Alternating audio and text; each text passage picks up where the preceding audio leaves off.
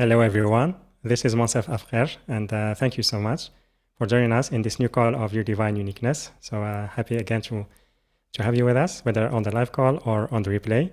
Thank you for your presence, and also very happy and very excited that Tamsin Brown is with us on the show for the first time.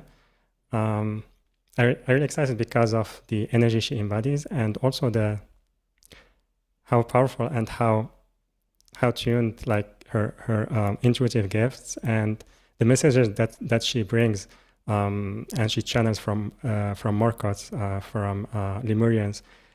And also because I had a personal experience with her, I think like last week on a one-on-one session, and really I was really impressed because it was so empowering, and I knew things about myself that I was not aware of. It was really empowering and reminding me of like how I can create like in relation to my message, to my purpose in life, and also how I can manifest like my heart desires in more with more ease and more grace. And yeah, it was really, really powerful experience, and very happy that she is here with us today on the show. And for those of you who are new to her, she is a galactic ambassador representing the Lemurian sector of the Galactic Federation and the Oracle of Morcott. And the subject today is Know Self, Know All. And so yeah, this will be very empowering because they will remind us of our true sovereignty as divine creators. And also, it's not about just creating the things in our life, but also how they affect the all, how we are all connected, how we are all one. So it's whatever we are creating from our hearts, it's affecting us personally and also everyone in the earth and also in the universe. So yeah, that will be very powerful. And also we'll have a Q&A where you can ask them your questions. So as always, for those of you who are on Zoom, you can raise your hand by pressing reactions, then raise hand. And for those of you who are on the phone, you can press *9. And also you can type your questions on the chat boxes on Zoom and on YouTube. And yeah, so with that, Tamsin, welcome to the show. Very happy to have you with us. Thank you so much, Monsef. It's really an honor to be on your show. I've enjoyed watching some of the past episodes and more current speakers, and we've spoken about this personally during the one-on-one session that we did, but you share so generously and with no ego, and we need more of that in the world, and I'm truly grateful for the platform you've created. So thank you very much for inviting me on it. Thank you very much. And so yeah, let's start in the beginning by talking about yourself, because you have quite an inspiring journey. So you are moving from acting, you've been an actress, and now moving to like full-time sharing your spiritual message and the channeled message from Morcott. So I would love to tell us a little bit about your story, about the past experiences and how you are transiting to the new way of creating. Thank you. Yes, so it has been an interesting journey. I'm originally from England. My father's from New York. My mum's from London. And I grew up in England. I didn't even come to America until I was 21. But I moved here in my early 20s. And I'd always thought that I wanted to pursue acting, partly because I, by the way, I apologize if there are noises outside. I hope it's not coming through, but of course, right now, this is a practice in patience. My friend Mary Wright says it's a PO. You're either a practice opportunity or you're pissed off. So I'm hearing the giant dumpster being moved down the alley outside, so I apologize. No, it's fine. Zoom I'm in does Hollywood, right? yeah. You're not hearing it. That's good. No. That's good. I'm rather a perfectionist because I was acting for more than 15 years. And so I'm used to being on set and the sound guy saying, hold for sound. And I've grown very accustomed to some of the things that I've learned in Hollywood, which have been incredibly useful for me now transitioning into being on camera a lot, doing the work that I'm doing as an oracle on podcasts and what have you. But I originally moved to LA thinking that telling stories through the format of film would be the most helpful thing that I could do. I always likened film to dreams, and I felt like I would sometimes wake up in the morning and think, my God, I have learned so much from the dream I just had, which apparently only lasts about 5 minutes. I'm not sure if that's actually true, but it can seem like you've had a whole lifetime in the span of a dream or in dream time. So I thought, well, what better way of sharing than creating and being a part of and acting in films to tell stories that help people to remember that they can change the world by being themselves, which I would say a film like the adaptation of The Hobbit, The Lord of the Rings, was such a good example of this physically very small guy who just did what felt right to him in his heart. And he completely changed the world by doing just that. And I've always felt, not because of reading J.R. Tolkien's work, but it resonated deeply with me. I've always felt that that is the gift that we each have. And it's my gift to come here and to remind people of, it's so perfect, you know, the show that you've entitled Your Divine Uniqueness, but it really is to remind people of what it is that they hold, this unique gift, or I see it as a diamond, which we each have, and the facets are different on every single one of us. And we came here very consciously to make a difference. We came here, every single one of us, as I never want to impose my beliefs on others, but I have the very fortunate opportunity to relate and converse directly with the Lemurian people. And I'll go into more context so that you can all better understand that dynamic.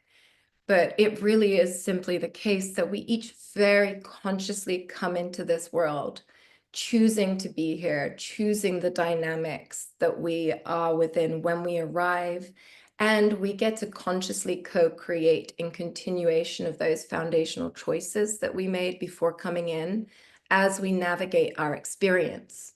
And so it's very important, I think, to acknowledge that straight away, because I think a lot of us, especially those who've experienced a lot of pain in life, can end up feeling that they are in some way a victim to what they're experiencing. I know I felt that. I'm certainly not judging those who do that. I still catch myself doing that, even though it's a journey that I'm conscious of. But I think that one of the most empowering things we can do is to simply remember, I chose to come here. Why am I here? What is it that I feel to do? And Morcott has helped me. Morcott is the collective name, excuse me, for what we as humans would term perhaps a collective, or they're not individual. The thing is, when we envisage a collective, we think, okay, perhaps we might imagine a think tank of people, or people around an oval table, or a group. What they've explained to me in part is that they don't have the same need for individuation or separation at the level of frequency that they exist upon.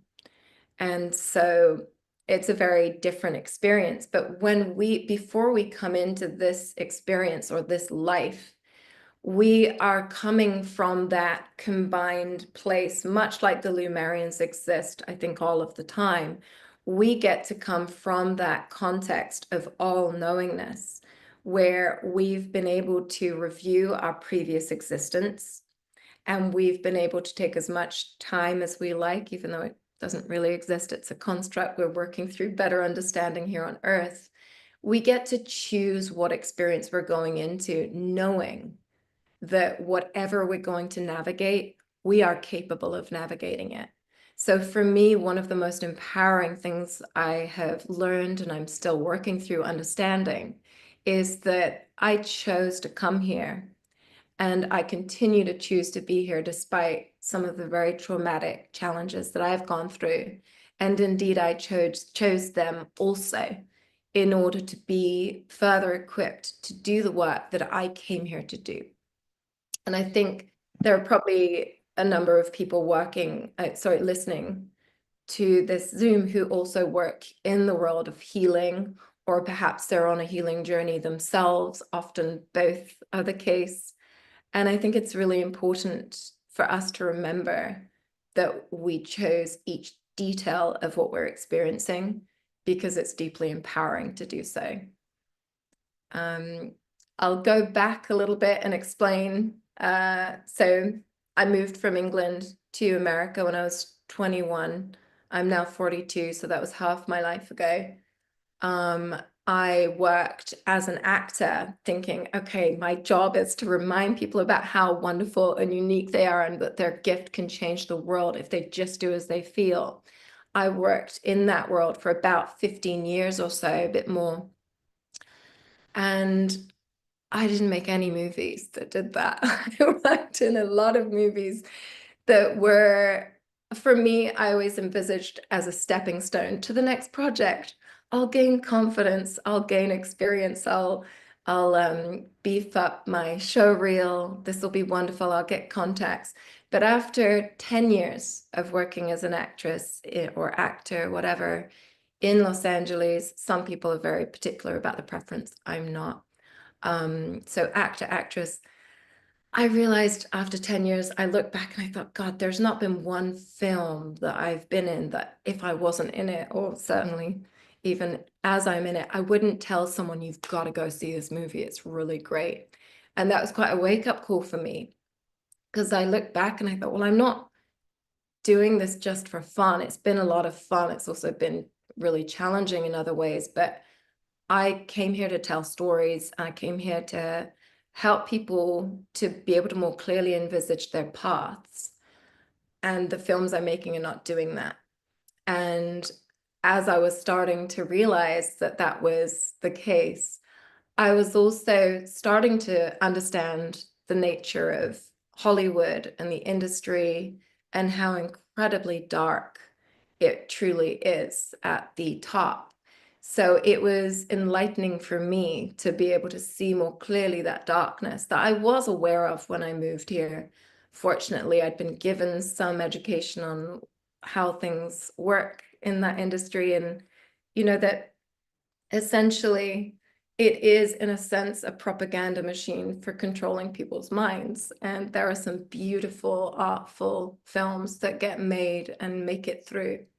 But there are also immense efforts and incredible funding going into, for example, Pentagon produced projects, which are literally designed, and this is something that is thankfully no longer seen as a conspiracy theory, because you can just research this and see that it's a fact, that the Pentagon have put so much funding, millions and millions of dollars, into creating films like Black Hawk Down as an example. There are many you could look up that inspire and influence people into making choices for themselves that may not at all be what they feel to do on a soul level.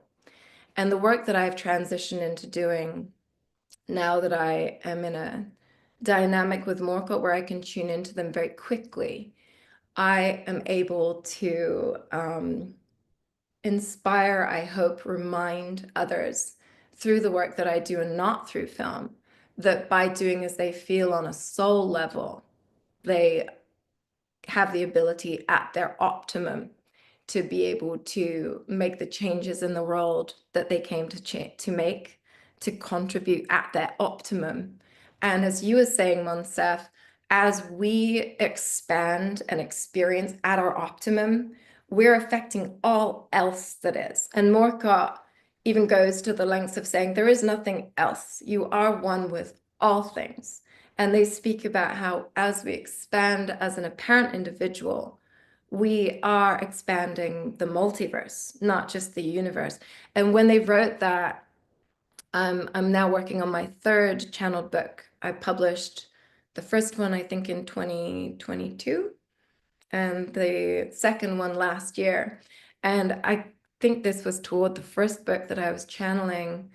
They were saying something about how as you expand as an individual, which they always put in inverted commas because it's a construct, just like they put time in inverted commas, they put death in inverted commas. So they were speaking of how we expand as individuals, we too expand as a universe and in fact a multiverse. And I was in the back of my head thinking, it's sometimes challenging not to be excited about what comes through as it does come through. So that was a big aha moment for me, realizing that we really are that powerful and we really are that important, every single one of us. Because as we do, as we feel on a soul level, we're able to expand at our optimum. And by doing so, in turn, we are affecting all else in existence. So let me speak a little more just to give you context for how that works when I'm suddenly in the back of my own head.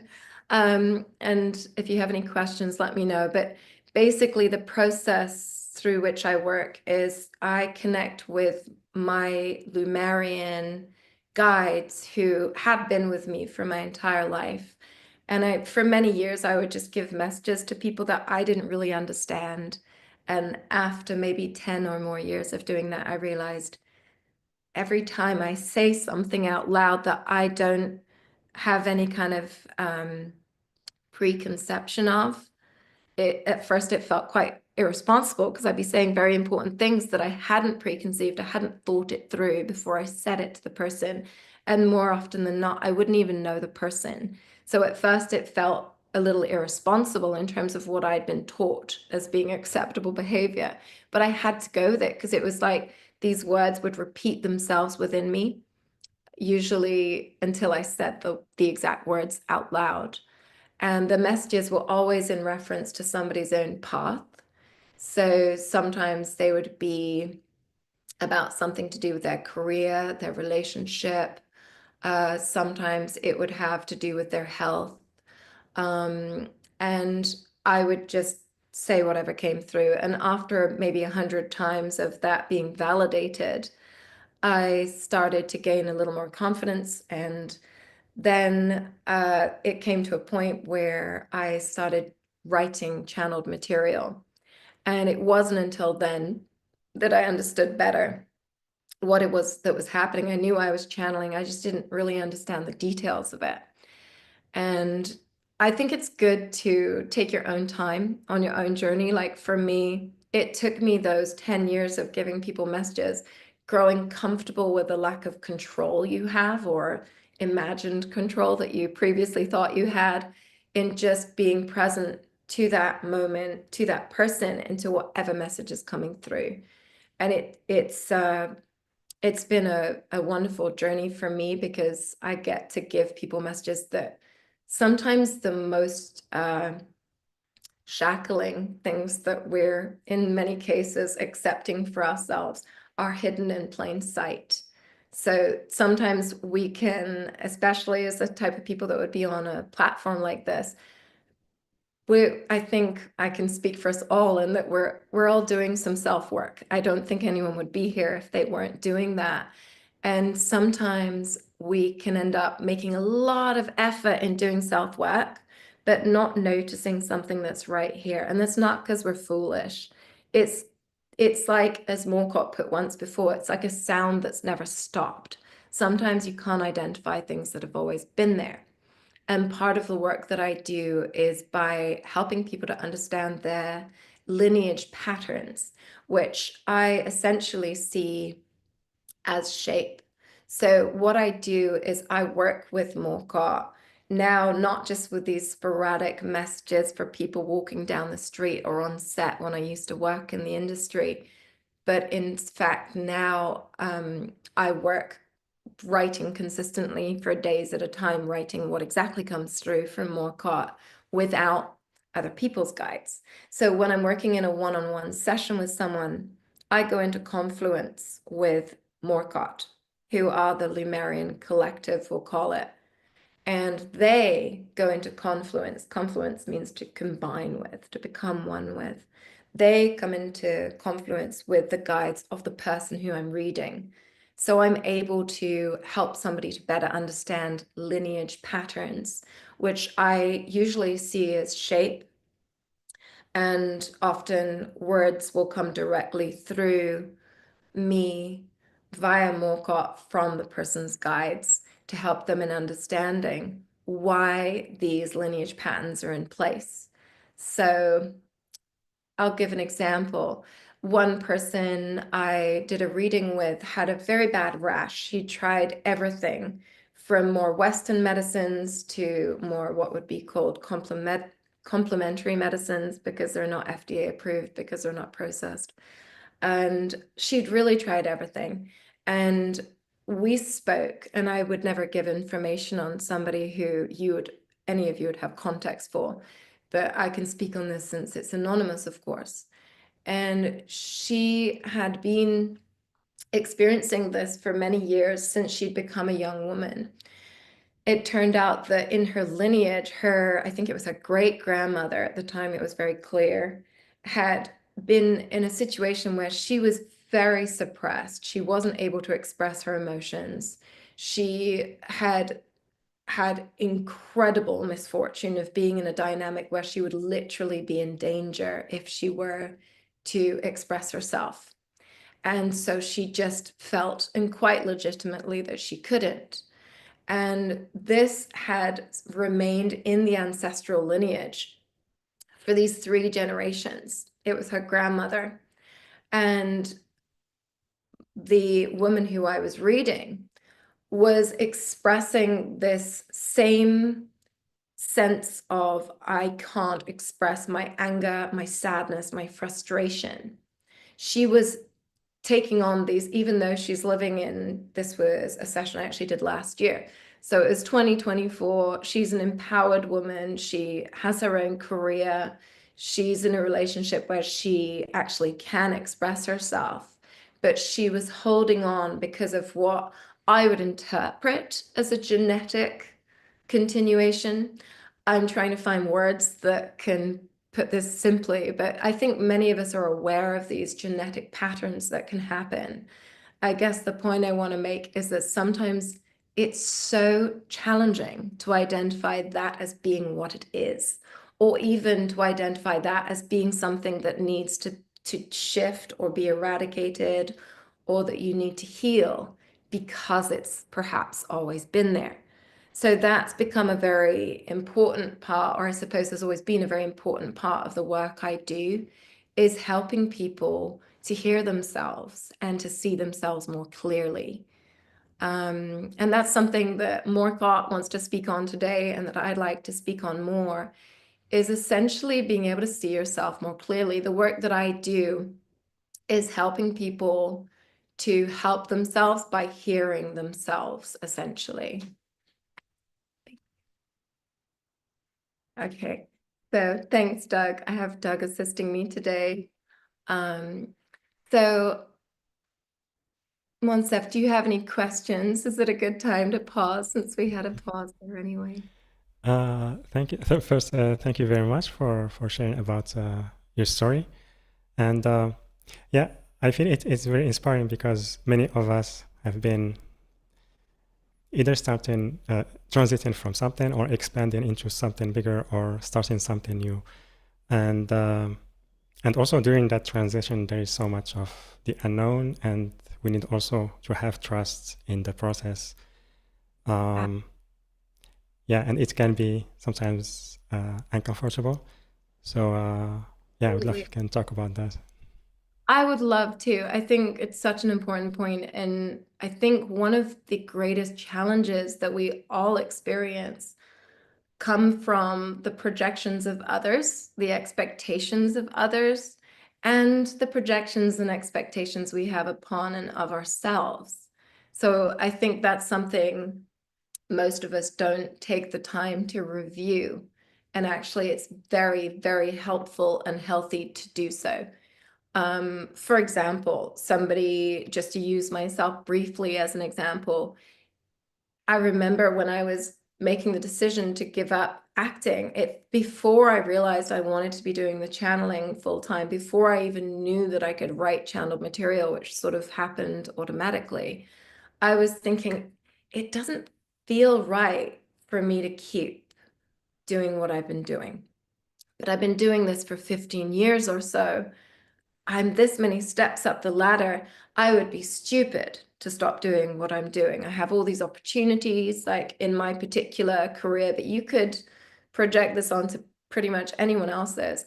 I've made these certain steps. I've made these contacts. I've got to a certain stage at which I can potentially have a very good career. Why on earth at age 40 would I decide to start from scratch all over again when I'm actually doing okay? And, I feel like, had I not reviewed my own projections of myself that I projected onto myself, as well as those of others, as well as the expectations of the community, the culture that we live in, had I not done that, I don't think I would have had the clarity to do as I feel on a soul level. And I think one of the most important things to acknowledge whilst in the process is that you might not have absolute clarity on what that horizon looks like. You really might not. When I started doing the work that I'm now doing publicly, I anonymously wrote and published the first of my 2 channeled books. I have a contract with the Lemurians, who are Morcott is the Lemurian sector of the Galactic Federation, and I have a contract for 30 books to be published within my lifetime, which sounds like a lot, and it is quite a lot, but I'm 42. I've got time, they've assured me. I'm like, well, what if this, what if that? They're very reassuring. They've reminded me I have plenty of time to do that. But had I not made that shift when I felt to, that would have been very challenging for me, and something that I thought would have been perhaps stupid or foolish, to leave my career when I'm this many steps up the ladder, actually would have resulted in me having much greater challenges later down the line in trying to tackle 30 books in maybe 20 years instead of 30 or 40 years, or however long I may have. So I think, perhaps working as an actor could be seen as a more extreme example. It could, in some cases, be a more extreme example. But really, I think this is what we need to all highlight for ourselves, is just to be able to step back and view our own existences exactly as they are, not with rose-tinted glasses, but really truly looking at them exactly as they are, and being honest with yourself about what you're content with, about what brings you joy, about what fills you, what feeds you, and about what does not. And sometimes we have challenges that have to be in place because it's part of the process we're working through, and it's a healthy thing that is there. But I think for a lot of us, when we zoom out of our own lives, which I have to say a lot of us don't want to do, even those who are doing self-work, will say, yeah, I'm going to look really closely at all these things. Shut up, shut up, shut up. I'm not going to look at that. Yes, I feel very good about manifesting in this part of my life. Shut up. I'm not thinking about any of that stuff. I'm only going to look at what I want to look at about my life, without really looking inward and saying, okay, I am this full spectrum of being. I am, in fact, the all. But just for now, we're going to look at the full spectrum of being that a human is. We can't ignore any of the aspects of our own existence that are not making us happy, or that would make us happy, that we wish to step into, but we're not for whatever reasons. So these things could include, as in my example, just one of billions, changing your career and starting from scratch again when you've worked pretty hard to make some magic happen and you're doing pretty good. You could just carry on. You might be doing exceptionally well. You might be relatively happy, and I earn a living, and it pays for the kids' school or what have you. Such a spectrum of examples just within that one. But if we can really be honest with ourselves, and this is the absolute key to what I want to talk about today, is being honest with yourself about what you feel. If you're not honest with yourself about what you feel, you simply cannot live at your optimum. You cannot create at your optimum, and we are all creators. We all have our foundational value is to create. And I think most of us know this. It's not like we sit down and we say, okay, right now I'm going to manifest this one thing because I'm consciously deciding to manifest. We are all manifesting all the time. All we do is create. So, and that's such a gift to us. And it's also a gift to all that we are and all that we're experiencing as our greatest self or as oneness. But if we're not being honest with ourselves about what it is we feel, we cannot do that at our optimum. And so we would not expand our optimum. And so we would not be lending at our optimum to co-creation at large or as a whole to the expansion of the multiverse. So really the gift that you've been given is your gift to give. The gift that you've been given is such a gift for you, but it's also what you've been given to give. If you're not giving it, then there's a void somewhere that will need to be filled, perhaps by you in another life. Perhaps someone else will come in and fulfill that, and you'll go take a different path. But the gift that you've been given is so precious, and each one of us have a very precious gift, multiple gifts. And if we're not doing as we feel on a soul level, we're not going to be able to give that gift as we are available to, like as at our optimum, let's say. That's a better wording. So I think the foundation for creating at your optimum, at your fullest, is being 100% open with yourself and honest with yourself about what you feel. And for a lot of us, we don't really want to go there. We'll look at part of the picture and not at the rest of the picture, which is totally understandable. But if you bring it back to what I was saying at the very beginning of this call, I think it really comes back to just being willing to be present, being willing to be who you are at your fullest and not allow the projections of other people as well as yourselves to affect that. So in a lot of people's careers, they could decide, I'm not going to change this career because I have the expectations of these other people. Or what I meant also by going back to the beginning of the call is that a lot of people have had so many traumas that they'd rather stay in this somewhat limited space or state of existence rather than looking at it in its fullness. And one of the most foundational ways to heal that is to look at why you chose to have the experiences that you had. So it can be rather a trap for even people who do a lot of self-work to end up feeling afraid of their life, to end up feeling a victim to the experiences that they've had, even if, and I speak on, I suppose I'm speaking quite generally, so we could be talking about a vast spectrum of very traumatic experiences, and I speak with great sensitivity. I've gone through some immensely traumatic stuff myself, so I really do speak from first experience, but I understand, and I am in process of working through the experience of not wanting to look at things as they are. It's not always comfortable at all to do that, and I feel great compassion for those that are going through that process, or who are perhaps just peering in the direction of that process and considering it for themselves. But I just really want to highlight that we cannot create at our optimum unless we're honest with ourselves about who we are and what we feel. And from those key ingredients, we can figure out, okay, well, what do I want to do then? And how exactly do I want that to look? We might not see, as I said, what's on the horizon exactly. But as Morcott says, we always have a step or steps available to us. In every moment, every single person has at least one step available to them in the direction that feels correct on a soul level. Sometimes you have to take that step before you know where the next one is, or indeed before it's even formed.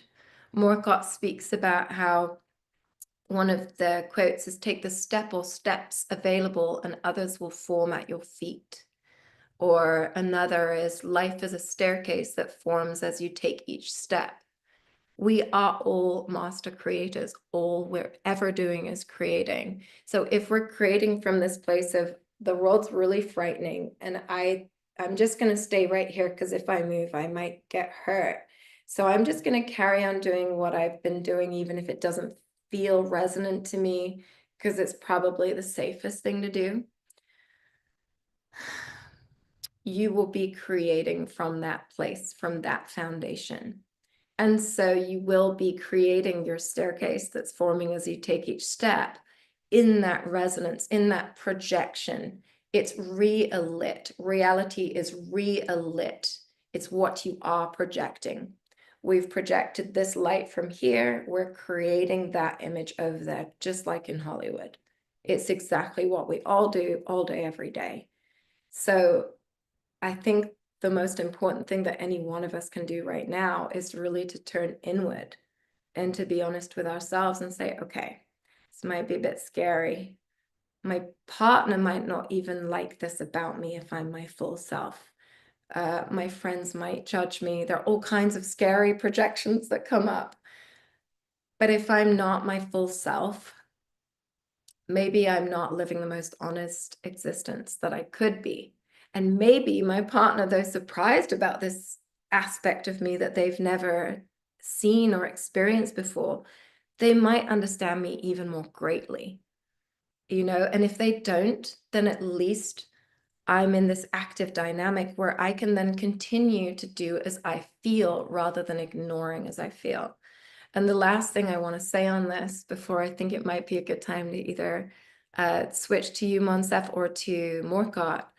But let me just take a sip of water. Morcott always bosses me and tells me when to drink water. So once we switch over, that'll be the case.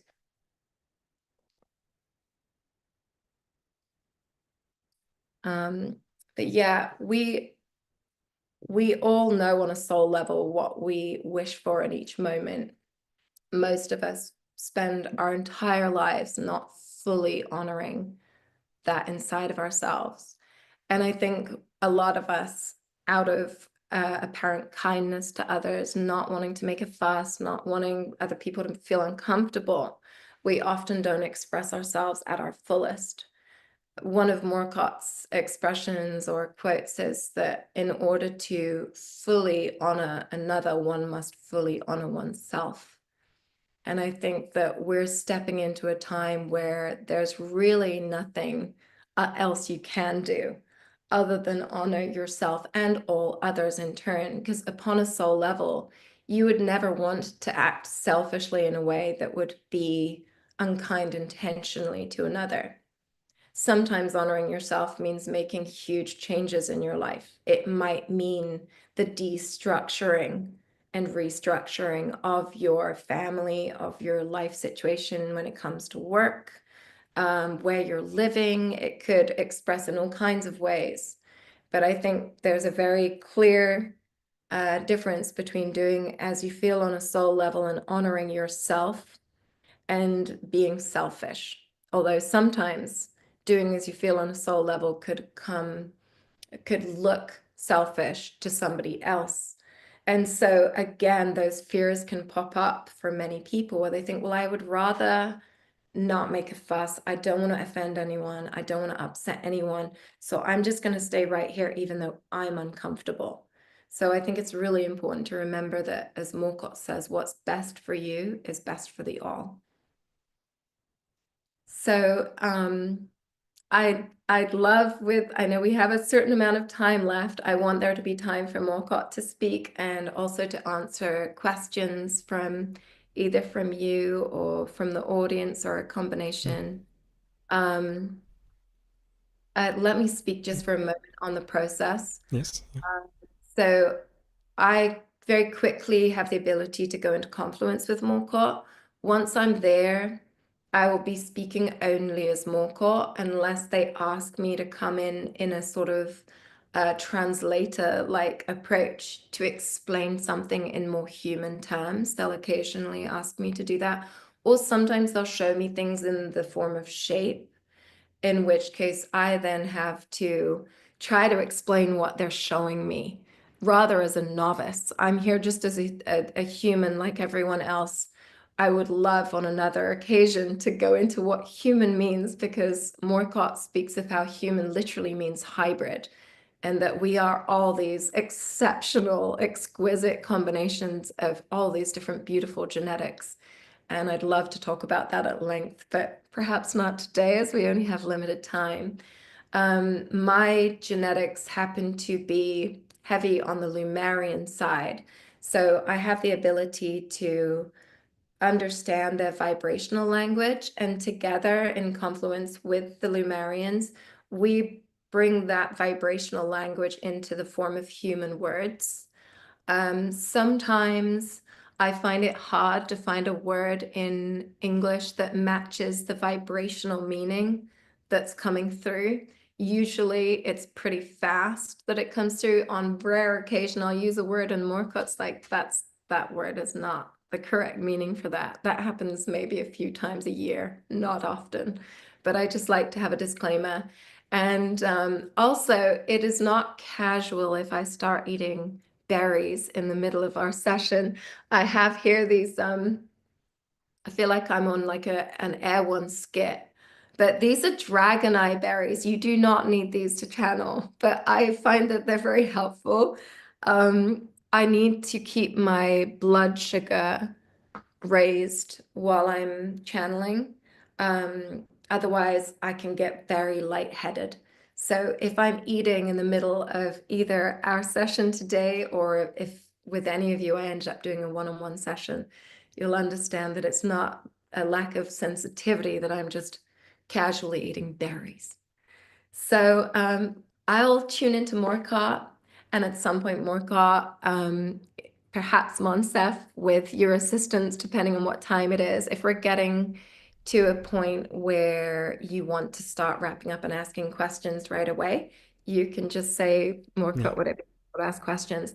I can't speak as Tamsin and as Morcott at once because it's quite jarring. So if you have any questions, you can just say Morcott, da da da. Okay. And they welcome any questions about people's individual paths, their own unique paths. They don't really like to answer questions about certain subjects. We'll see, I'm still learning what they want to answer on. It's absolutely up to them. But their preference is to help people gain clarity on their own path. They speak about how we're all like puzzle pieces in this giant puzzle. And as we are our own unique shape, that is exactly that unique shape, we can create peace and harmony in the multiverse. And not just upon our own plane, but because all affects the all and all reflects the all, we're permeating that into the multiverse, and we're creating that balance upon our plane and internal others. So they like to assist people in understanding how they can be exactly themselves. And so any questions that would help people have greater clarity on that, please raise your hand from Monsef. I'm going to tune into Morcott now.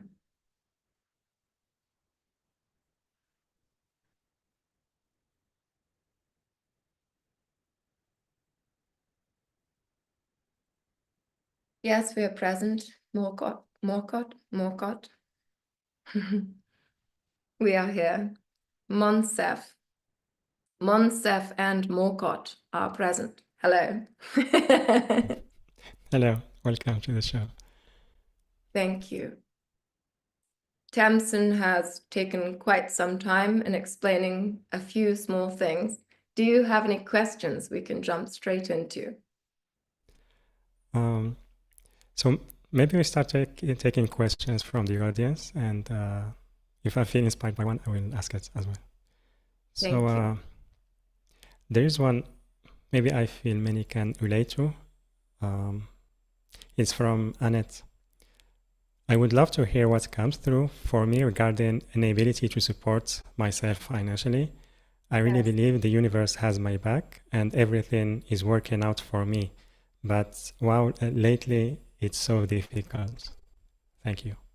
Yes, thank you. Immense changes have been taking place in your existence, immense changes coming in to assist you, child, in listening to yourself and finding greater clarity upon your path.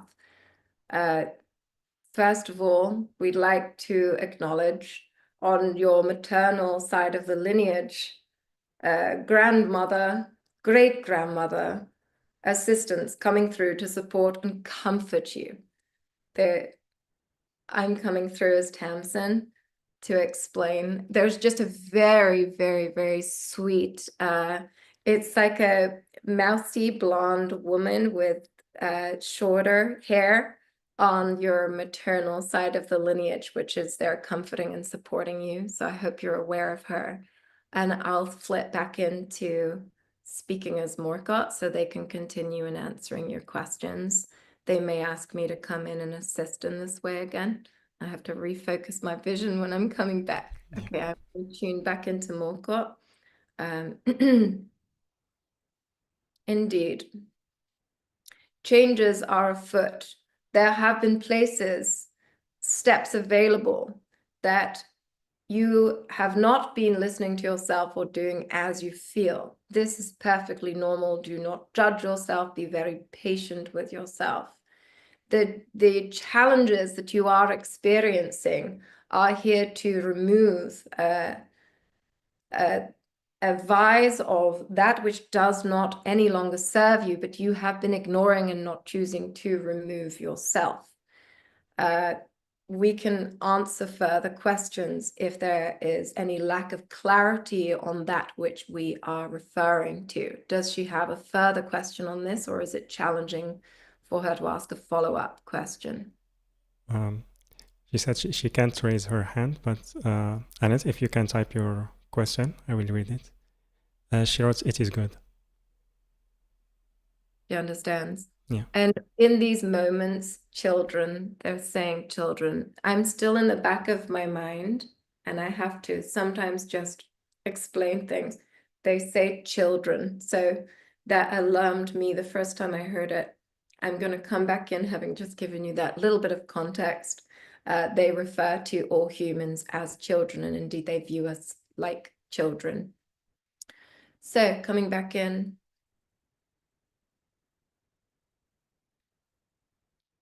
While any other person is asking a question, if it does not, you remember, children, to go back to your own breath. Breath is a portal to the all.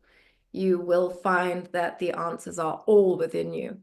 We will take time to answer as many questions as are possible to answer today. Who is next, Monsef? Thank you. Jennifer, thank you. So Jennifer, can you please unmute yourself? Hello. Hello. Hello.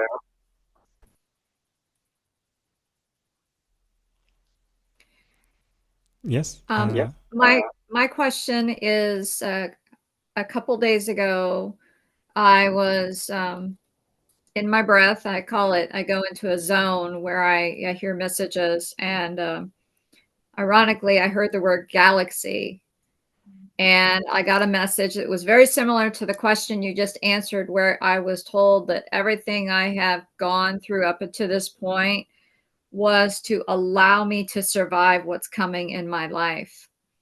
And I wanted to get a little more clarity on that, if that was a true message or that was just maybe my subconscious trying to save me from the thoughts that are coming in as well, which are very negative right now. Very good question. Are you comfortable with positive energies that you have to explain in relation to your question publicly? Or if not, we could also answer this question free of charge after. No, I'm comfortable with anything you have to say. Thank you. Thank you, Jennifer.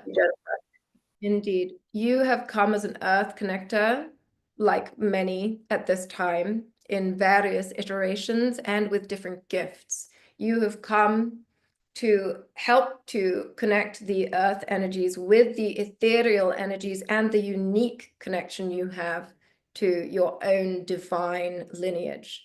This is a very important part of your path. It visualizes as like a spiralic energetic event coming between these, the realm upon which you exist and that which you are connecting, which you have inherent connection to. This is indeed what you heard the word galaxy in reference to at the same time, and this is very important, not something to fear, but to acknowledge and to be aware of.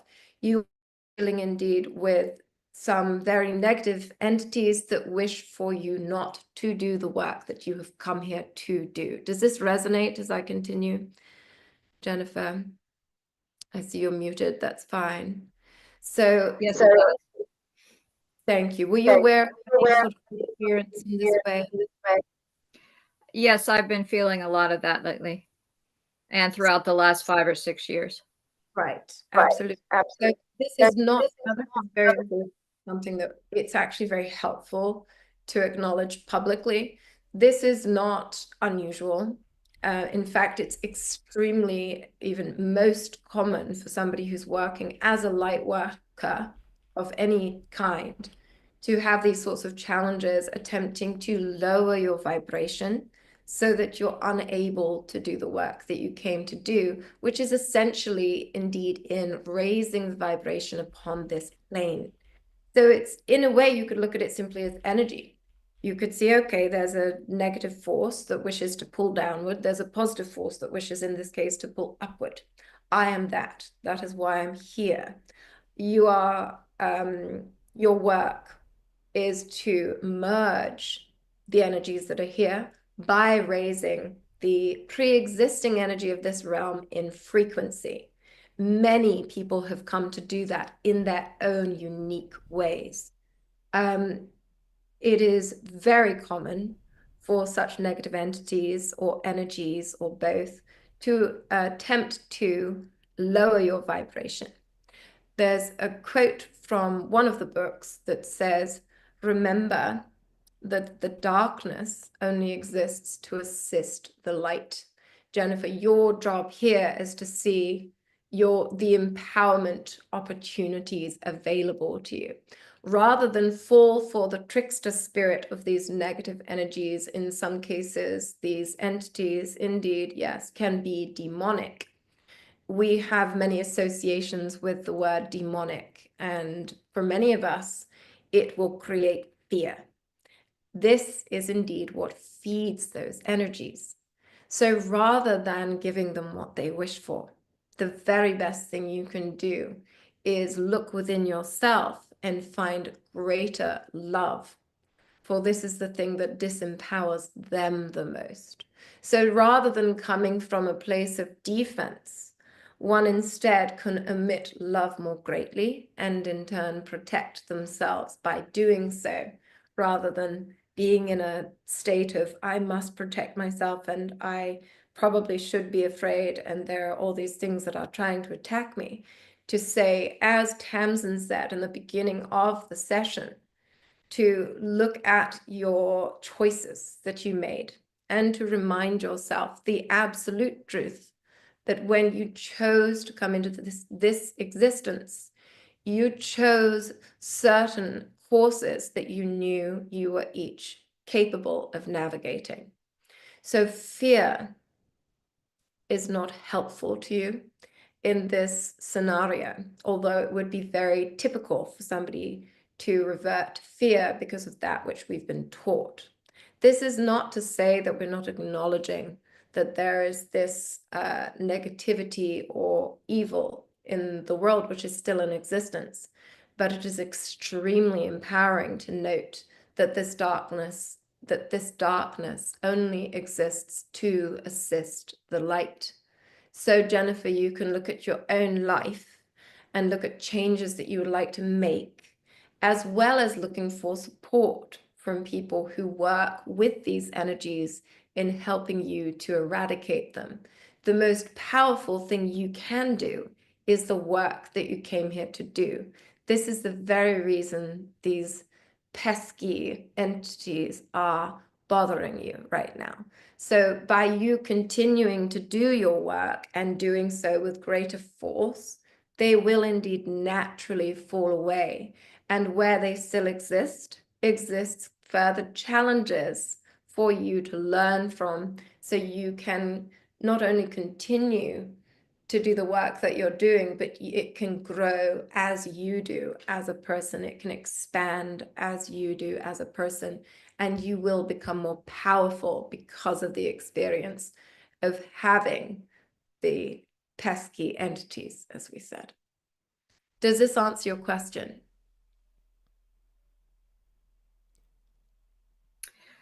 Yes and no. I've been feeling a lot of that negativity, and I understand where it's coming from, and I've always believed that dark doesn't exist. It's just the light, you know, disguised as something else to help us, even though we don't understand it. But for me, I feel trapped in a cycle that every time I attempt to try to do the right thing for myself, it backfires. And just recently, I've been pushed out of I pushed into retirement unexpected by my job, which opened up an entire canvas of new. But I feel so angry by the push, because I had a plan that I thought was my sole plan to get out of my job and prepare myself for what's next. And now I just feel I'm just angry and sad, and people upset me so easily now because they don't understand. They just don't understand, period. And I cannot make them understand or get. I'm frustrated. I'm sorry. There's no need to apologize. I'm coming in now. If you could please remute. Well done. Thank you. So I'm speaking right now, you guys, as myself with Morcott right there. Jennifer, the experiences that you're going through are absolutely understandable. The reason why I've stepped in to speak to you is because Morcott, sometimes when they speak very bluntly, it doesn't always sound sensitive. But they wanted you to remember that you spoke of your soul plan, and this was, you understand what's going on to some degree, but you had this plan, and this is not what you'd planned, and now you've been sort of put in this new position. What they wanted you to understand and to remember is that you also chose all of the details of those dynamics, of that experience, of these experiences, which have led to you being now in this refreshed position. And when you mentioned that you had been, I think you used the word pushed into early retirement. I forget because I was not really there. It was Morcott. But when you mentioned you going into retirement earlier than you imagined, they said wonderful. That was the first word that came through. They didn't speak it out loud because I was still listening to you and wanting to wait for you to pause before they responded. But they saw that as such a wonderful thing. And they're, of course, coming from a much more zoomed out and greater perspective than any of us could possibly hold. But it seems very clear that the opportunities that you need include at this stage in your life having this blank canvas, having this space and the time that you need to step more into the work that you came here to do, which they described in great detail. I mean, for a quick call in great detail. And you're experiencing a paradox right now. You're experiencing you expressing your true nature, and that's an incredible gift you have and very, very valuable to the world. By the way, people won't really, for the most part, understand that either, but they'll understand a little bit. Some of them will understand quite a lot, and you can find some sense of community and understanding there. When it comes to the negative experiences that you've been having and the challenges that you've been going through, the absolute key here is to take responsibility for having chosen them on a soul level and not expecting others to fully understand. It's very important we have loved ones in our lives that are there for us, even if they don't understand. But the expectation that somebody will be able to understand you could end up hurting you. So being aware that there are people in your life that love you, and they may understand that they don't understand everything about you. That's fine. And that's honestly what is most organic and natural upon this plane at this level of consciousness, because most of us don't even really fully understand ourselves. So it can lead to pain having the expectation that another will understand you while you're going through this process of further understanding yourself.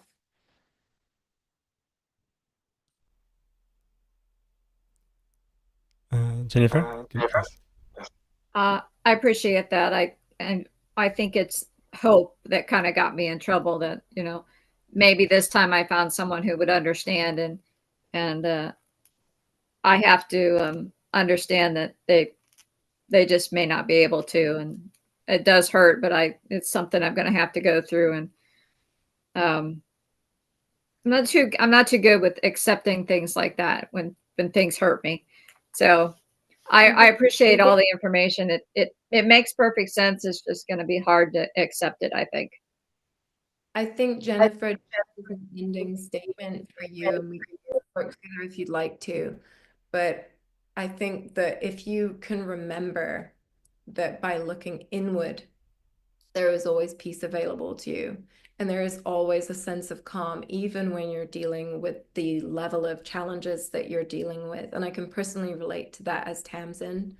And I just want to say that when we're looking outside of ourselves in any way to find the comfort that we're seeking within, we tend to intentionally, as a structure of this game, to find that void in order for us to turn within, in order for us to check in with ourselves and say, okay, I love myself. I am present to myself. I am going to take wonderful care of myself in every way that's available to me. And I know that I'm intuiting very clearly that you're really doing your best to take steps in that direction. Keep going in that direction. And also remember that you're in a process right now. You're in a process essentially of rebirth. And as you become empowered in doing what it is you're here to do, even more greatly than you've already been contributing, then of course we're going to also have those challenges that try to stop you from doing that. But if you can see that more as a sort of game rather than a trap or a cycle that you're locked in, you can remember, well, as I take a step up here, then maybe they'll try to step up too, but I'm not going to be concerned about that. My focus is on the light. And as that expands, the darkness shrinks. And do please speak with somebody if you need information, if you need a referral. I'd be happy to give you one. I'm not sure if Monsef has such, but I've helped a lot of people. I don't work with entity removal. It's not something that I wish to do or that is the best use of the gifts I've been given, but I have got some great referrals if you'd like any. Yeah, so Jennifer, you can either email me or Tamsin, and also I can connect both of you later. Beautiful. Thank you, Jennifer, for your question, and also thank you, Tamsin and Morcott. Just a comment from Annette. I hear you, Jennifer. I don't want to have to take social security now. I hope the message of wonderful applies to me too. The message of wonderful? Yeah, when Morcott said wonderful. So it's a good opportunity for me to say to you, I don't remember them using that word. Okay. So when I sort of take a back seat. It's a bit like I'm in the back of a car, yes, and someone else is driving and doing all the talking. And so I don't always remember what's come through. And it's important for me to note that, especially when I'm in one-on-one sessions with people, I might then do a follow-up session and say, hi, not remember them when we've gone through something so personal and important and they've had huge transformations. They're like, how could you not remember me? But I've never actually not remembered someone fully, but I rarely remember what we've discussed. And rather like a dream, it will often come back very quickly once one detail from that vision has returned. Yeah. So just to let you guys know, it's certainly not from a place of lack of compassion or understanding. Beautiful. And let's see. Martha, I would love any insights from Tamsin as to my next steps of my soul purpose after 35 years of teaching elementary and now a 9 years holding pattern. And 9 years holding pattern? Yes. I'd love to better understand. I'm still here as Tamsin. Maybe Morcott will automatically understand. But would you please explain, Martha or Martha? Yeah. Or Martha, if pattern? you can unmute yourself if you want to talk as well. If not, you can type. Let me see. I have been retired 9 years. The holding pattern is retirement.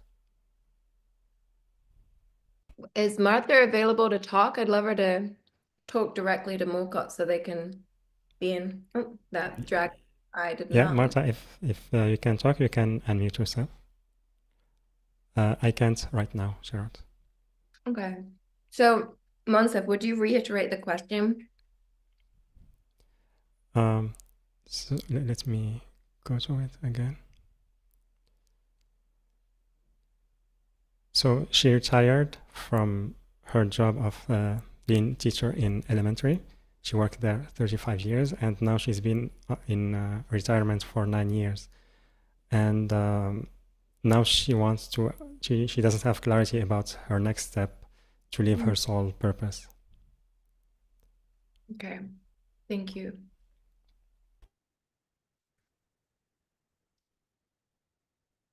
Okay. So I'm tuning in, I'm speaking in confluence with her guides and with Morcott. So I'm very much present still as Tamsin, but in confluence. Immediately before I'd better understood the question, even the ancestral guides, the immediate lineage ancestral guides from this realm on Martha's family side were coming in saying, you're a great explorer. Why are we not traveling? Why are we not moving? There's like she needs to be moving. I would love to better understand and have context for her personal lineage, because I've never had this come through so clearly, but I wanted to better understand her specific situation in question, better understand what she meant by holding patterns. There's absolute clarity that despite it being an extremely valuable job, being an elementary teacher, she's helped so many children and so many now grown adults, but traveling needs to be a part of her experience. And it's almost like a confusion on the lineage side of saying, how could you have been this still for this period? I'm not sure if this resonates. I'd love to further investigate because it's somewhat mysterious to me. It's the kind of thing that would come up in a session and we could sort of hash out by speaking through, but I'm wondering whether that's been something that Martha has been wishing to do and hasn't honored yet, or has been feeling to do in relation to work, or now that she's retired, what that would look like to her. But I hope that's helpful. But traveling is highlighted as a standalone and very important note for you, Jennifer. And if you have any further questions, we could go into that more deeply, or we could do so in a session. Yeah, Martha, Gerard, I am feeling teary-eyed at that, as I love to travel. Well, her ancestors are showing that they traveled a lot more than she has. And so it would be really great for her. And I'm excited, and I'm also mystified by this, because I'm like, well, what is this? Because they haven't given me lots of information. Sometimes guides will give you very specific information, detailed.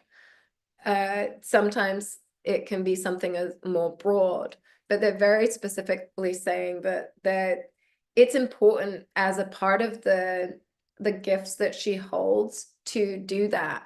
It's part of her. She needs to be on adventures in order to assist others. And we're all here essentially to assist others, right? It's not like that's some people's jobs and not others. It might be more specific to somebody's job, but we are all here to assist each other. And yeah, for some for some reason, they're not giving me graphic detail on in Martha's specific lineage. It's very important to travel. So that's all they're giving me on this. Yeah. Beautiful. Thank you very much. And also thank you, Martha, for your question. Yeah, she also going to France in June to see Mary Magdalene's path. To see what? Mary Magdalene path. Oh, beautiful. Oh, that's perfect. Okay. That's very sweet. The guide said we'll be able to speak to her there. So that makes sense. That's very interesting. Is it like a pilgrimage path, Martha? Is it like is it a quiet, it sounds like for whatever reason they understand they'll have the opportunity to connect with you more deeply when you're in that place. Quieting your mind, Martha, is coming through is very important. They were sort of joking a bit about it. They're saying that they're very funny, your guides. They're saying that sort of in England, we'd say taking the piss out of someone is like a very casual way of saying making fun out of someone. They're sort of in a very sweet but jokey way saying, she'll calm her mind so we can actually reach her because we're there all the time. We're just trying to get through all of these busy thoughts and quite chatty. Yeah, she's laughing. Yeah, beautiful. They're very So funny. let's take our next caller, Tanya. Can you please unmute yourself? Hello, Monsef. Hello, Jennifer. Hello, Hello, everyone. So my question is, what is the best way I could serve or assist people in my current life? Thank you. Thank you. Let's tune in and see what comes through.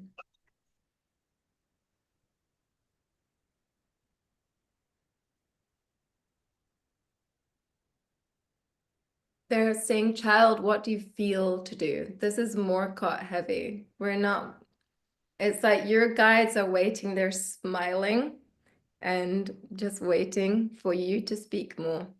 So Morcott would like to ask you, because they're here to assist us in helping us to have greater clarity. But as they put it, they will not do our homework for us.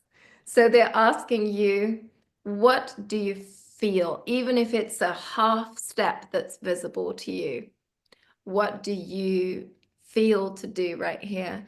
Also, at the same time, they're coming through with the energy of you wanting to see, okay, what is the next step I take and what I'm offering to others? And they're showing me that you also need to ask for more yourself rather than just looking at what you can give.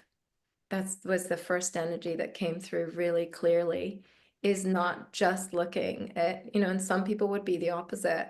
But when it comes to you, there's been a lot of giving to others. And it's really important, Tanya, that you begin to look at, okay, what do I need alongside what you're asking? And I'm feeling such deep emotion across my whole body. I have goosebumps across my whole body thinking about that, because I just want to give you a big hug. Thank you. It's really important, my love, that as you make choices about the next steps that you take, that you're more inclusive of the choices that you're making. You're more included in rather the choices that you're making, so that it's not just about what you have to give others. It's about what you need. Does that resonate? Because it's coming through so importantly. Yes, but it will fulfill me if I start, like I'm procrastinating till now. I just, because I want to do so many things, I always thought maybe there is one talent that is the strongest out, like EFT, emotional freedom technique, or now I want to study new things like mapping and rapid transformational therapy, like like hypnosis, not hypnosis, but kind of hypnosis. I just want to help people to feel better, that's all. And now I'm thinking, I always think that I don't know enough. So I'm now thinking of learning something new. And Yeah. then I think to myself, if I start learning something new, I will not start anything right here and right now, and so I'm a bit lost. Absolutely. And I think there are a lot of people in your position, like a lot of people who want to help, who want to contribute. They want to, of course, also feel fulfilled by that Yeah. expression of giving unto others. I totally understand that. Let's just tune in and see what's coming through other than that. But I think that it's very important to acknowledge what already came through, as simple as it is. I That understand I need to start loving myself and taking care of myself more. That I totally agree. right, okay. So I think, yeah, okay. So what they're showing me is that your will to quickly jump onto the next thing and be solving problems over here is a hesitation to look in at your own pain that needs healing. And it's a beautiful thing that you wish to heal others and that you wish to assist others upon their courses, upon their journeys. But they're saying it really is now is the time for you to calm your body and to allow for yourself not to be giving, but to be receiving. And the core take needs to be surrounding this core understanding, which for you is a really big deal because indeed they're showing me that this is a part of your lineage as well to do that on your maternal side of the lineage, which is not uncommon. Women for generations have been taught to make sure that everyone else is okay. As long as they're okay, then I'm okay. But actually, they're asking you to turn around and look a little more closely and say, what do I need for me? And what would make me feel not just okay, but what would help me to feel like I'm flourishing? And then from that foundational energy, you can build your next step. But they just want you to take a beat and take a breath and to just be with yourself for a moment, further exploring what it is you need, not what you wish to go out there and do, but what it is that you need. Because what you wish to go out there and do must come in reference from this or be built upon the foundation of this. Does that make sense? Yeah, I understand what you mean. Yeah. It's not always the thing. Like it would be nice to just be told, go off and do this. Perfect. That's your part. Carry on. Keep rushing though. Don't think about how you feel. Just hurry up and keep going that way. In a way, it would be more fun. No, I got the message. I need to get inside, get into silence and get inside me, which means I need to start meditating again, which I didn't do for some time. And just listen probably to my higher self guidance of, like what, I have problem receiving. Yeah, always had problem to receiving. Well, this is such a wonderful thing that has come up in such a short time, and you're being so vulnerable and honest about it. And it's interesting that guides are just like, no, this is what we're going to focus on. Just this right here. Because that's how it works. Like it would be very misleading for them to say, oh, this thing that you've been thinking about doing, go that way. You have to focus on where you are right now. And I think, for all of us, it's important to remember it's moments like this where this is the quest, this is the game, or however you want to put it. For me, the guides have used the word quest with me. So that helps to empower me when I'm in a challenging moment like this, where I maybe don't want to look at something because it's uncomfortable. And so remembering in that moment that this is the quest helps me to be like, okay, looking at myself right now and what my needs are in your position, Tanya, it's like, that is how I can be most useful, not only to myself, but to the all, as they term it, is by viscerally honest and to astutely note how I feel, and then to act in accordance with that. Because that really is the key, to do precisely as you feel on a soul level. Like the first 2 books that Morcott wrote, it is literally saying that in 1,000 different ways. It really comes back to doing as you feel on a soul level. So if we're not looking at ourselves and we're not being honest with ourselves about, okay, I know I need to work on this or that, but then, you know, it becomes a further challenge. But in your case, you're seeing like you're already seeing an opportunity, a step you can take. Okay, I could be meditating every day, and I haven't done that for some time. We don't have to talk about how long. Totally get it. No judgment whatsoever. And I think there's many of us like on this call and who'll listen to this who probably feel the very same way. I know it's been such a journey for me. And it's one of the most useful things you can do. Another way of visualizing what meditation is, because sometimes we get stuck on associations with different terms like meditation. Some people, I think it's a Zen tradition to call it quiet sitting. What I like to do sometimes is to consider it. It's almost like going down and sitting and calling a relative that you love to check in with. Is a way of checking in with yourself. And it's also a way of checking in with your guides.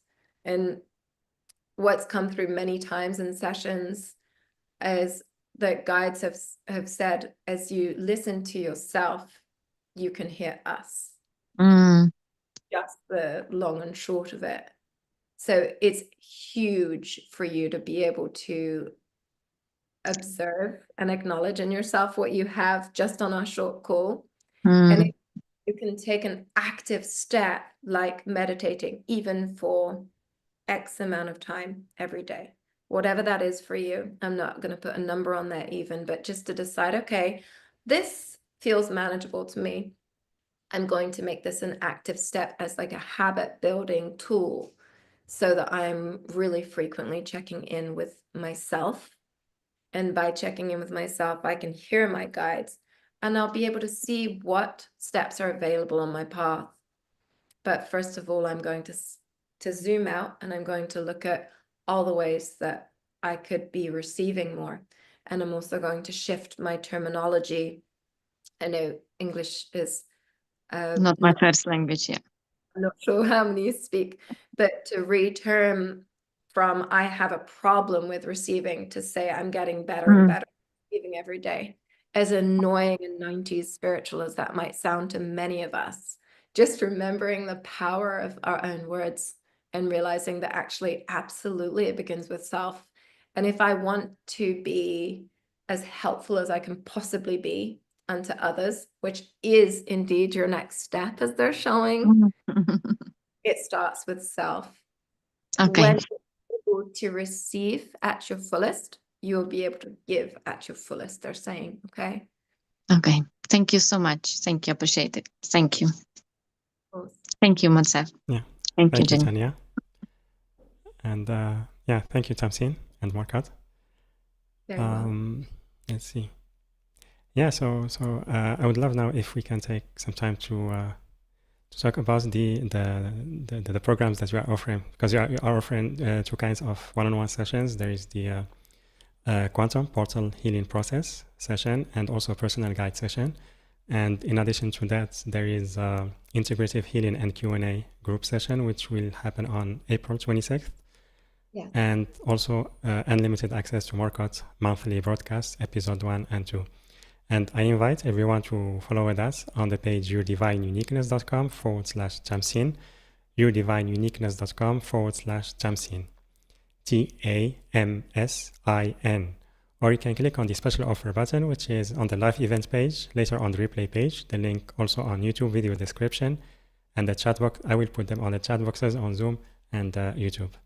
So yeah, Tamsin, I would love if you can tell us about those programs. Yeah, sure. So we've spoken a bit about the guidance sessions that I do. So that's when I facilitate the person I'm reading or the client I'm working with in connecting with their own guides. So essentially what that process involves is me going into confluence with Morcott as you've seen examples, like in the last question that I was asked to really speak as me, but with their guidance. And then in the first question that I answered, that was fully, I think, as Morcott. So the sessions they're combined, where I go into confluence with Morcott and they go into confluence with the guides of the person. I will then speak either directly as the guides if they ask me to, as Morcott if they ask me to, but often those two will be in confluence, or I'll be asked to explain things as Tamsin. So it sounds rather complicated. It's really not. I'm sure that many of the people in the audience have experienced something perhaps similar.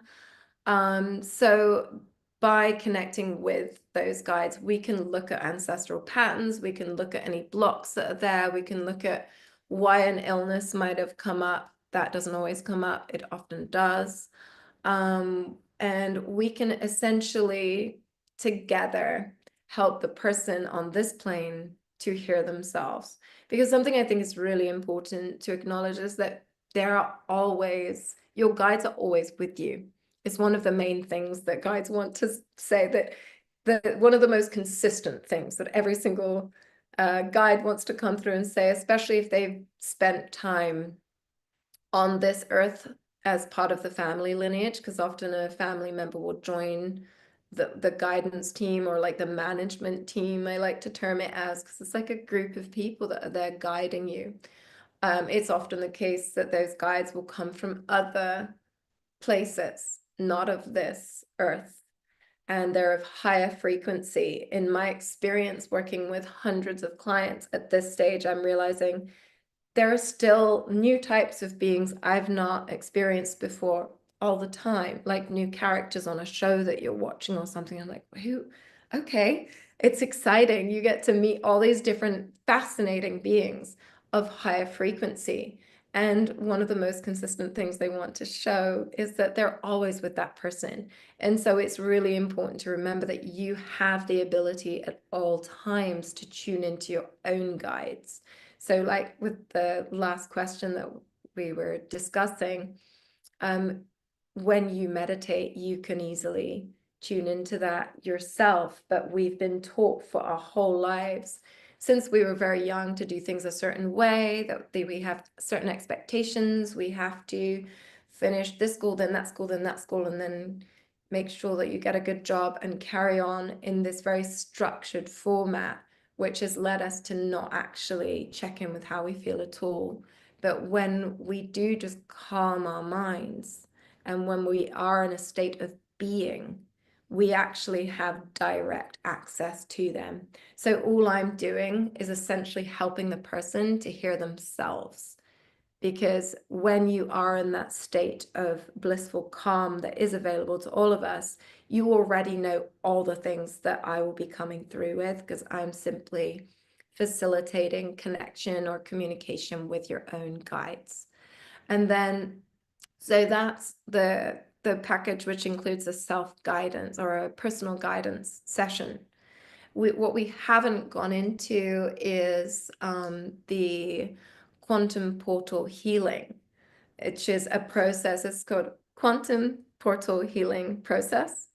It's essentially a way by which because my lineage happens to be part, and it's quite substantial on the part of the Lemurian people, I am able, just in the same way that I'm able to take that vibrational language that comes through in a session or when I'm writing the channeled books, and form human words with that vibrational language, I'm able to do something very similar as a healing technique, which essentially is Lemurian source energy.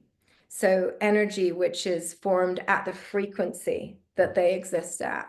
They use it, they've described it almost like the way humans have understood med beds to work, where you're essentially having a frequency shift the matter in your body.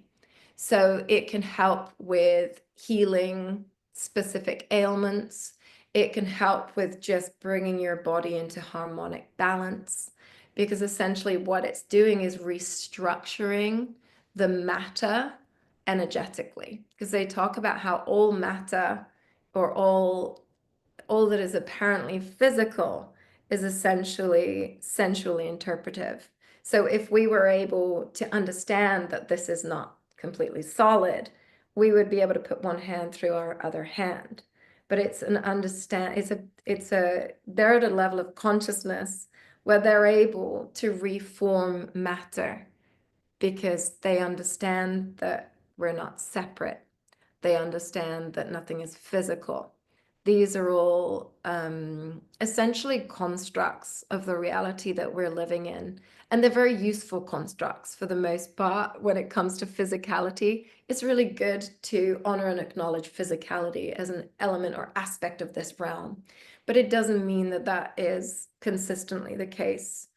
You know, the belief system of the listeners here, I'm not sure who's exactly open to what, but when you think about abduction cases, for example, this is a good way of looking at how these rules are bendable in the various realms. A being of higher intelligence in most cases is able to transform the energy within a band of, well, you know how we see like the classic UFOs with a light beam coming down, and people say they got abducted through this light beam. What is essentially happening is they are transforming with more advanced technology. They're transforming the matter within that beam. It's also quite similar to the kind of work that the Lemurians do with healing, in the sense that you are transforming apparently physical matter through energetic process. So in that case, they can take a human up through a ceiling and they're fine, because they've transformed all within that beam. They've transformed the human themselves, the physicality, the apparent physicality of the human, and of the structure that they're within. So when it comes to healing through a med bed, or through the process that we're discussing now with quantum portal healing, they are able to transform the frequency that holds the apparent matter.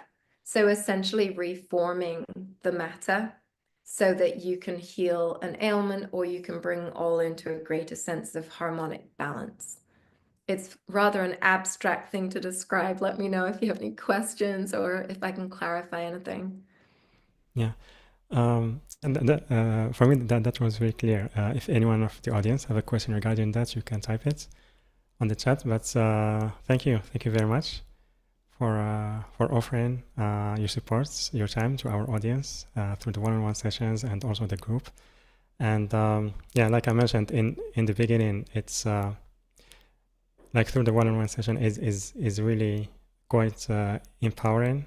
Like for me personally, I got lots of clarity about things that I wasn't aware of, and things started to make sense. So it's so then it's more in my path to take responsibility about few things and move forward. But the session was very, very helpful. So really honored to share your work here on the show and with our audience. So thank you very much, Tamsin. So much, Trav. It's been such a pleasure talking with you, and I'm glad we were able to do a session together. And thank you for that feedback. It's always really validating to hear. Yeah, thank you. This experience. So thank you. And beautiful. And yeah, so thank you, Tamsin, also again for everything you shared with us today, for your time, for the guidance, the wisdom you shared with us. It was very inspiring, very powerful call. So thank you very much. Thank you so much, Monse, for everything. And thanks everybody for joining. And I hope to see you all around sometime soon. Much love to everyone. Thank you. Much love. And Bye. bye. We're still here. Sorry, Monse. Yeah. Too soon. Yeah, I want to say bye to our audience, and then so yeah, Tina, Shirat, thank you. Much love to all. Quinn, thank you for the time spent. So yeah, thank you very much, everyone, for being here with us today, for sharing with us this space, this time, share with us your beautiful energies. Thank you for the questions and comments. And again, you can find the packages that Tamsin is offering to us on the page yourdivineuniqueness.com. /Tamsin, TAMSIN, or you can click on the special offer button, which is on the live event page, later on the replay page, the link also on YouTube video description, and the chat boxes on Zoom and on YouTube. And yeah, so with that, everyone, I'm sending you so much love, and I will see you on the next call. Bye for now. Bye.